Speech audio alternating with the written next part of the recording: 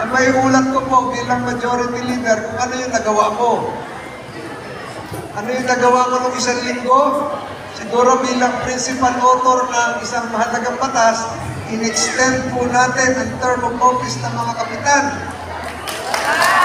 Wala na ngayong eleksyon sa December 2025. Wala na. Wala na ngayong eleksyon. Ang eleksyon nyo, September 2070.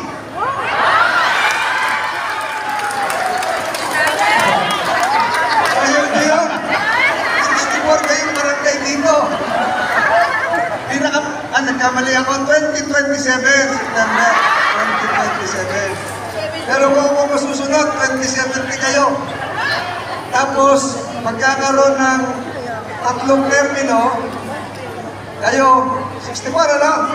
Tatlong termino kayo, 40 taon. 40 taon. Pero pag-uusapan namin sa isang linggo kung 4 o 5.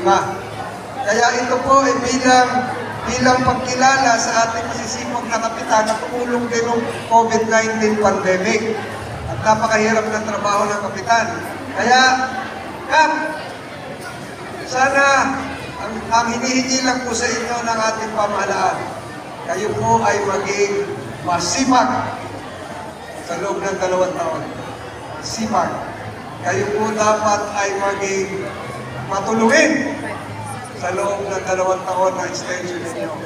At siguro po, yung isa pang hinihiling, kailangan tulungan nyo si Tol. Yes! Kung hindi, mag-eleksyon kayo sa Mayo. Ang SK po, extended din 2027, subalit hindi po sila 3 terms. Kasi may age limit sina Alaya. May ano sila, pero age limit. So pangalawang maiuulat ko po na ginawa ko noong nakaraang linggo, pinahinto ko po yung, may bago kami batas ngayon, ako rin po mayakda, wala na pong doble plaka sa motorsiklo. Sa likod na lang yung plaka. Dati-rate, yung plaka sa harap, yung plaka sa likod. Yung plaka kasi laki ng open van. Maliit na lang ngayon. Kasi yung LTO, hindi naman kayang gampanan yung kanilang trabaho na magbigay ng plaka. Kahit bumili ka ng motorsiklo, taon ang bibilangin bago kayo bigyan ng plaka. Kaya yung merong polisiya dapat ang LTO na December 31, manghuhuli sila yung gumagamit ng temporary plate. Kalokohan po yun. Bumili ng motorsiklo, nagbayad ng plaka, binigyan ng papel, tapos uhulihin nila, wala daw plaka. Eh kayo yung hindi nagbigay ng plaka, 5,000 sana yung multa ron. December 31 po i-implement yun. Pinatigil po yun ni Senator Tolentino. Hindi po Ilocano dito. Isa lamang po na pagtapusan namin para hindi nila ipatupad yung kanilang circular. Alam niyo po kung ano yun? Nung nagbi-meeting kami, isa lang po yung sinabi ko. Ang sabi ko po sa kanila, isang salita lang,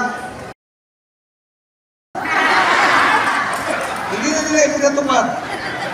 Sa March 2026 na raw po, suspended indefinitely dahil kalokohan po yun. Kalokohan po yun. Ang huli ko po siguro maiuulat, isa pa. Siguro hindi niyo ako makakalimutan. Ako po yung lahat ng gumawa ng batas doon sa West Philippine Sea. Ako po lahat yun. Karapatan natin, karapatan. Kung saan yung boundary. Lahat po, buong mundo po ay natuwa. Kahit si President Trump ngayon. Isa lang po ang nagalit sa akin, China. Kaya kayo, takot ako pumunta sa Chinese restaurant. Baka tusukin ako ng chopstick. Tama po yun kasi ang pinaglalaban po natin, hindi lang yung karagatan. Alam niyo po yung West Philippine Sea, mayaman sa isda. Lahat ng klaseng isda. Kaya kinukuha nila yun. Pero meron pa isa. Ang West Philippine Sea ay mas maraming langis kesa sa Saudi Arabia. Kesa sa buong Middle East. Kaya pag nakuha natin yung langis na yun, eh kahit hindi na tayo magpatay ng kuryente sa bahay, mumura po ang gasolina, mumura ang kuryente. Di mo, natuwa yung pianista, nagpiano na. Di ba? So yun po yung ibig sabihin ng kaya pinag-aagawan yung West Philippine Sea. Si Senator Tolentino po ang gumawa ng batas. Pang huli, bago po ako mapagod, gusto ko pong ipaalam sa inyo na itong ginagawa natin ay tulong ng pamahalaan lokal, nasyonal. Hindi po ako to. Pero meron po si Senator Tolentino isang programa. Pakinggan niyo mabuti ito. Hindi alam ko ng mga kapitan.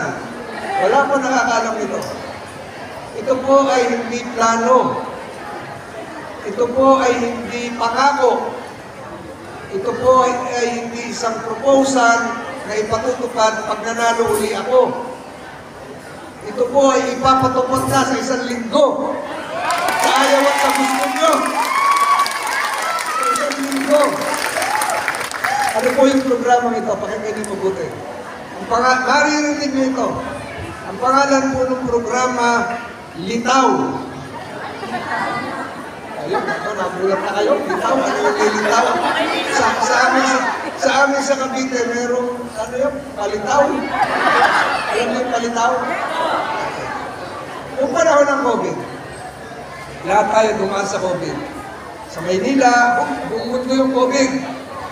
Ewan mo kung pinatupad sa Nueva Ecija ng inyong electric cooperative. Pero sa Maynila, nakalagay sa electric bill na Meralco, 3 hulog, 3 installment, pati sa tubig kasi ang laki ng babayaran. Nasa bahay lahat. Lahat naliligo na. Lahat nagtutupras. Ang dami ng pinanganak nun. Noong COVID. So, tumaas yung kuryente. Yung batas ko po, 3 hulog, walang installment, walang internet, walang interest. Subalit yung batas ko yun, expired na. Tapos na yung COVID. Kaya naisip ko ngayon yung litaw. Ano pong ibig sabihin ng litaw? Liwanag, internet, tubig, assistance, welfare. Liwanag, internet, tubig, assistance, welfare. Ano po ibig sabihin nito?